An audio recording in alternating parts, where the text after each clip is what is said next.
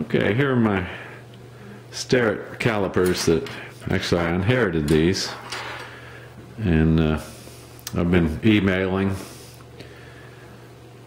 and I've been using the current model number, but now I believe that's probably a mistake. But anyway, sorry about the focus. You can't there. Maybe you can see it now. The original Starrett logo. And my question was about tightening these, and you said tighten the hex nut. Well, I don't think these are built the way maybe the new ones are. So here's the nut. You can see the threaded portion coming through, and the hex is actually the head of what I would call a cap screw. And you can see now when I adjust it,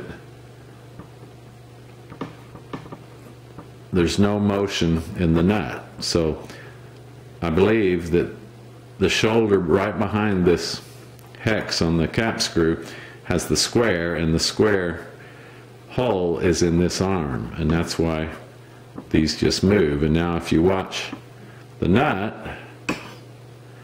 it stays stationary just like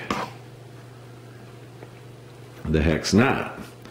So what I have tried is putting a hex on here, and this turns just a little bit, but in reference to this arm, and that must just be the play in the in that square, which I'm not seeing now. Now this one is probably okay, because you got to hit it pretty hard, but the little one has just gone completely loose.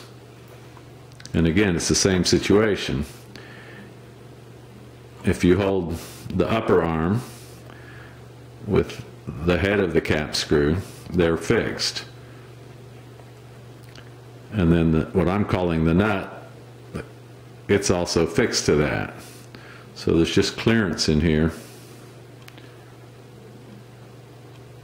Again, sorry about the focus. But anyway, there's really, if I were to tighten this, all it would do is turn that square against this. Even if it were threaded in there, tightening that would just push it through and loosen it more. And you can see from the threads that it's a right-hand thread, so it's not like you tighten it and it actually pulls it out. So I think what the situation is that this early design is not quite like the current design that I was told tighten the hex nut. Well, that is not a nut. That's the head of the cap screw. Here's the nut, and I haven't figured out a way to hold that nut or to tighten that nut. I think what probably needs to be done is this needs to be tightened. And so that's my question. And in the email response, I didn't get any sort of product sheet that would come with either these or the newer models. So I guess I'm interested in that. I'm sure when these were sold originally, Starrett gave a product sheet and instructions and that.